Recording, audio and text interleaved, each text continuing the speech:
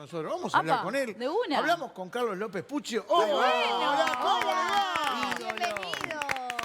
De pie, Hola, señor, hola, de hola. pie. ¿Cómo anda? ¿Cómo le va? Qué placer hablar con usted. Y qué lástima Bueno, esto de que se despide. Ah, Bueno, nos vamos a poder tomar un buen descanso finalmente, pero es una mezcla para nosotros de alegría y de cierta tristeza, por supuesto. Sabés que estrenamos en noviembre un espectáculo nuevo, el primero en algo así como 15 años. Eh, y lo escribimos solamente Jorge Marona y yo, y estábamos aterrados de osar escribir un espectáculo nuevo que se llama Mastropiezos de Mastropiero, Ajá. sin nuestros compañeros, esencialmente sin Marcos, que era con quien normalmente escribíamos los tres, escribíamos los espectáculos, ¿no? Y bueno, y anduvo tan bien que paradójicamente con Jorge nos dijimos, es el momento de retirarnos. Ajá. De retirarnos con un éxito. Realmente la crítica, el público nos recibió también, que decimos, bárbaro, vamos a hacer lo que no se hace. Nos retiramos, pero nos retiramos bien, enteros y con un éxito. Bien. Carlos, te voy a hacer algunas preguntas que me imagino que en todos estos años te las habrán hecho millones de veces, pero como dice Mirta, el público se renueva. Carlos, una de las preguntas que te quiero hacer, ¿sigue aquello que tenía Lelutier como cábala, estrenar en una provincia en los espectáculos o ya no lo hace más? Sí. Siempre siguió siendo así. Mira, creo que desde el principísimos de los 80, no, desde fin de los 70, era más que una cábala, era una táctica, porque allá en aquellos años, igual que en Estados Unidos, viste, las grandes películas o incluso las grandes comedias musicales nunca se estrenaban en Nueva York, porque ahí estaba el centro de la crítica, estaban las cosas más despiadadas, ¿no?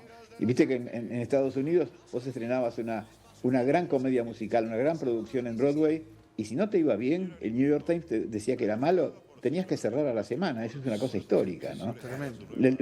Nunca nos sentimos a ese nivel de Broadway, ¿no? Pero sí teníamos la tranquilidad. Estrenábamos, mira, normalmente estrenábamos en Rosario, que es mi ciudad natal.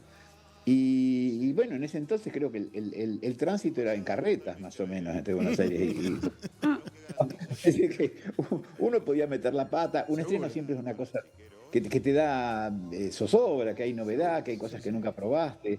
Y los rosarinos, como yo era rosarino, además, tenían mucha piedad con nosotros en ese sentido. Nos podíamos. Mira, hasta este último espectáculo, hasta ahora, en noviembre del año pasado, estrenamos en Rosario también.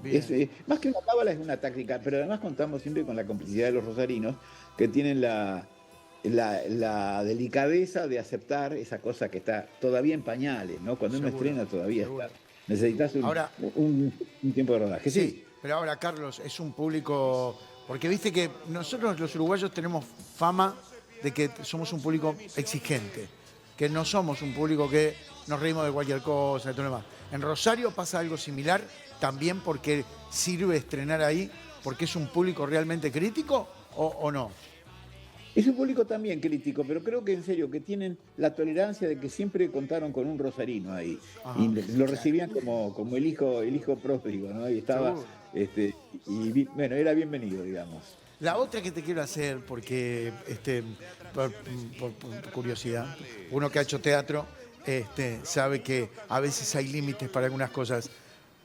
Uno ve los espectáculos de Lelutier y son un relojito, ¿no? Son un relojito, realmente. Ahora, son un relojito para nosotros. Ahora, la interna real, ¿hay un grado de improvisación en algún momento o no se lo permiten? Mirá, hay un grado mínimo, porque siempre la suerte que tenemos los humoristas, es que, los humoristas en vivo, no los humoristas de televisión, los de cine, es que tenemos un registro cada noche de lo que funciona y no funciona. Tenemos el rizómetro, digamos, que uno escucha y sabe. Y entonces uno puede ir ajustando un chiste, un momento, te diría muy milimétricamente, hasta que te das cuenta de que está en un punto óptimo. Y ahí cambiarlo es una tontería. Cambiarlo para no aburrirte vos es una tontería. Los espectáculos de Lelutier en general trabajan así. Cada cosa adquiere un momento óptimo. por supuesto que todos tenemos permisos para desviarnos un poquito, pero también seríamos tontos si desaprovecháramos la experiencia anterior. Así que te diría, la posibilidad de improvisar en el escenario es un 1%. Y si es bueno, va a quedar en el espectáculo. Y si la Perfecto. improvisación es mala, no se repite nunca más. Y en el camarín, a lo que lo hizo, lo rompemos todo. Bueno, ojo, porque uno puede improvisar y sin que altere el orden de la Seguro, cosa ni seguro. el funcionamiento del resto. Pero si improvisás en un lugar en el cual arruinás un chiste, Pua. sos un tarado, Ay, ¿no? claro. No se puede. Carlos, 30 años Sí. de Lelutier de historia. El humor ha cambiado muchísimo. Sin embargo, si tenemos la posibilidad de ver el primer espectáculo de Lelutier, hoy, 30 años después, nos hace reír y muchísimo. ¿Por qué? ¿Cuál es esa esencia que sigue haciendo reír a pesar de que el humor cambia? Bueno, hay una cosa que siempre nos importó a nosotros, que era no hacer ni un humor local, ni un humor que tuviera que ver con lo cotidiano, con la actualidad. Es decir, nosotros nunca nos trabajamos con prototipos, con nombres propios, digamos, con lo que dice el diario de hoy respecto del ministro de Economía o del candidato a presidente. Nunca le pusimos nombre a las cosas, siempre trabajamos con esencias humanas, te diría, con chistes que tienen que ver para cualquier ser humano que entiende el español, por supuesto, ¿no? Y eso creo que fue un mérito, también un trabajo de nuestra parte, darnos cuenta de que si queríamos hacer una cosa duradera y además internacional, teníamos que trabajar con valores lo más humanamente internacionales posibles o amplios. Claro. Y así pues, ¿Alguna vez, yo calculo que en el mundo, por lo menos de habla hispana, se ha replicado el Lelutier, ¿no? Sé que hubo muchos grupos que intentaron ir por ese lado del humor. ¿Se ha manejado alguna vez como una marca Lelutier? ¿Se ha negociado? ¿Se vende el formato? No, no existe eso.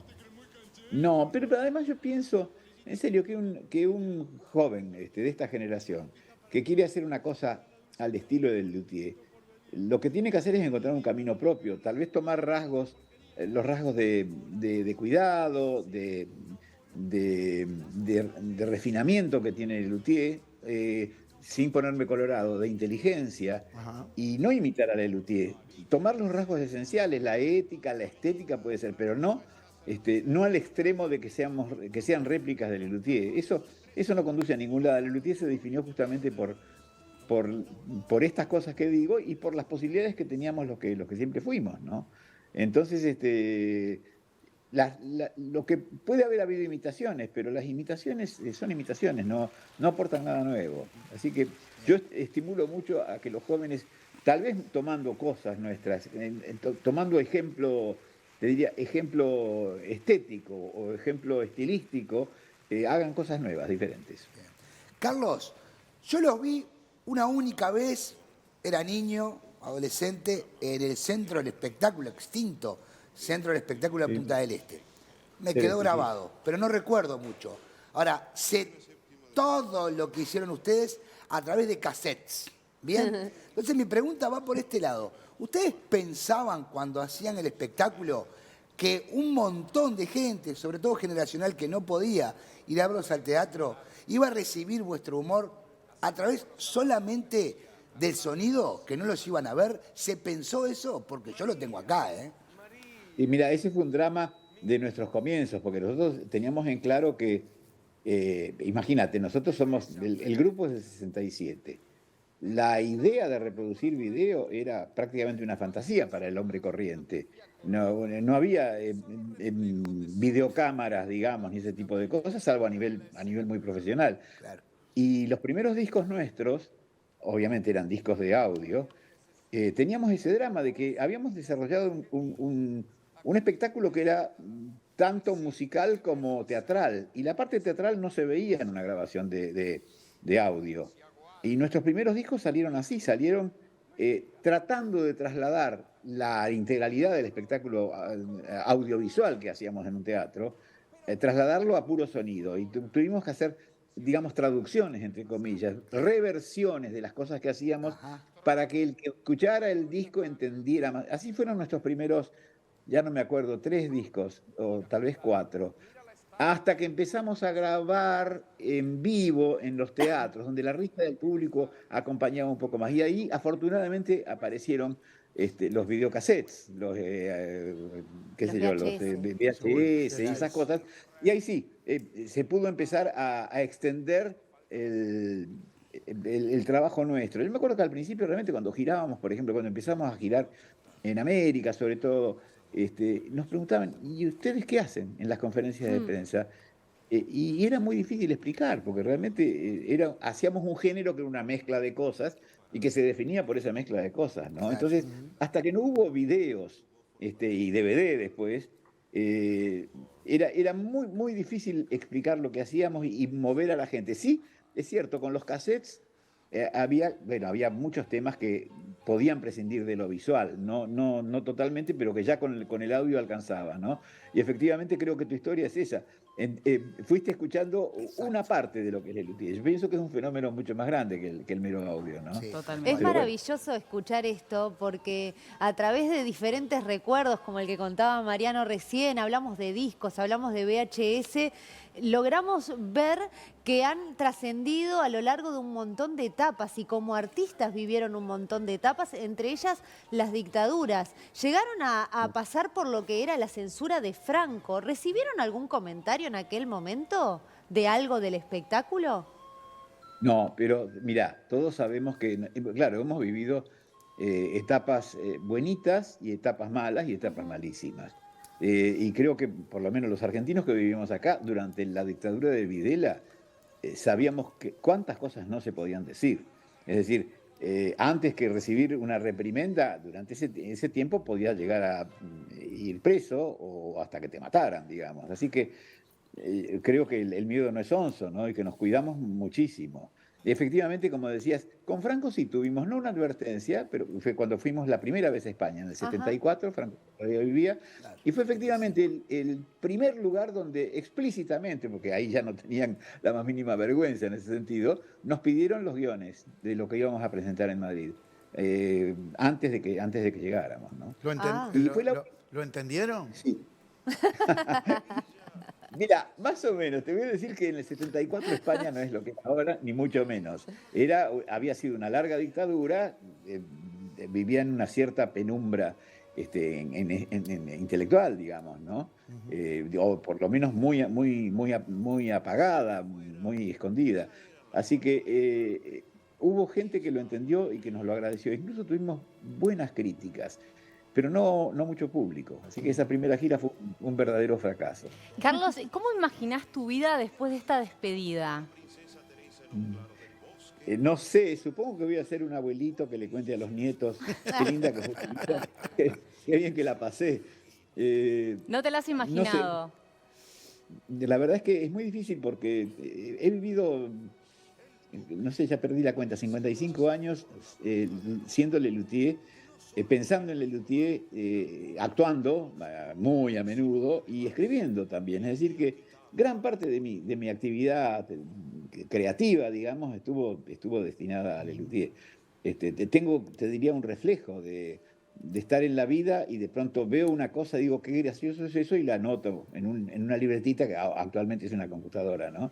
Así que no sé qué va a ser de mí después. Creo que de todas maneras tengo la alegría de que la pasé muy bien y de que por supuesto, tengo más posibilidades de pensar en lo que hice bien y en lo que me fue lindo que en lo que voy a hacer después, ¿no? Por lo pronto voy a leer mucho. Bien. ¿Cuándo, en qué momento, no? Porque obviamente ustedes vivieron como un proceso artístico, pero ¿en qué momento se juntaron? No sé si fue después de una función, si después de un ensayo. Hubo la charla esa donde dijeron, che, vamos a vivir de esto, creo. Claro. Eso, mira, era un juego, Lelutier era un juego, en el 69, en el 67, yo entré en el 69. Era divertirse y ganar unos pesitos. Cuando yo entré, ganar unos pocos pesitos trabajando algo en un café concert los fines de semana y demás. Y hubo un crecimiento, te diría, involuntario. Sobre todo empezada la década de los 70, ¿no? Empezamos a trabajar en Café Concert, y después pasamos a una especie de Café Concert extendido, y la gente venía y se corrió la bola, y ese éxito nos sorprendió. No es que no trabajáramos para eso, ¿no? Seguimos trabajando, pensando, tratando de escribir cosas nuevas, y creo que nosotros nos fuimos adaptando a ese crecimiento. Te diría que nos llevó 10 años, porque realmente hasta ahí hacíamos rejuntes de cosas. Nuestro show era un collage de pequeñas cositas que las íbamos juntando, cambiando todos los días. En el 77, me acuerdo de eso como un punto de quiebre. Por primera vez tomamos un teatro nosotros en el centro de Buenos Aires, un teatro que lamentablemente ya no existe más, lo de Ruggiero, el Odeón, y estrenamos un espectáculo íntegro que era Más Tropero que Nunca, del cual no habíamos probado nada, ni sabíamos qué iba a pasar y qué sé yo. Y tuvimos mucho éxito en el estreno y demás. Y a partir de ese momento empezamos a tener un crecimiento de público y un boca a boca que fue creciendo y creciendo y creciendo, tanto que al año siguiente nos tuvimos que mudar a un teatro que era el doble.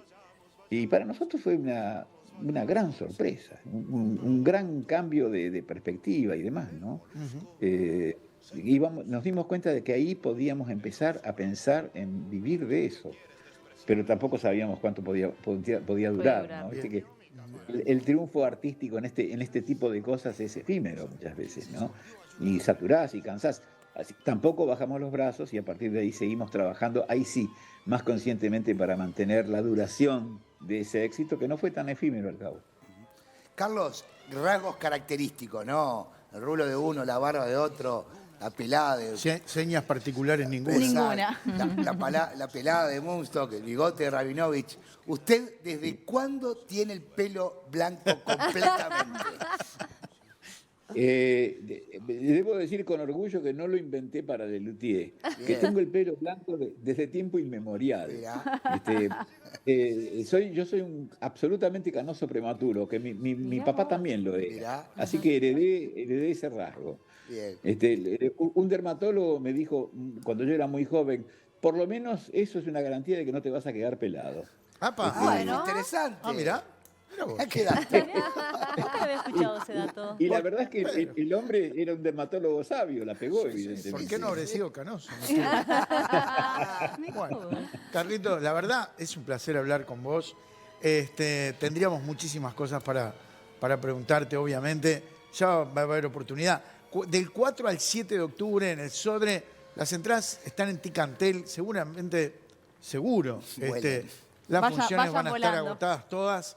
Y lamentablemente vamos a tener las últimas funciones de Lelutier aquí en Uruguay. Nosotros que hemos crecido consumiendo el humor de Lelutier y disfrutándolo, va a ser una pena, pero a la vez entendible, ¿no? Claro. Por supuesto. Bueno, tenemos muchas ganas de volver. Siempre realmente hemos tenido un público muy cómplice en Uruguay, especialmente en Montevideo, ¿no? Así que muchas ganas de reencontrarnos y de mostrarles este último invento que realmente nos encanta. Perfecto. Creo que se van a divertir. Gracias, Carlos. Gracias. Muchas gracias. El aplauso Éxito. A ustedes. para Carlos López Puccio, integrante de Lelutier. El agradecimiento fundador, uno de los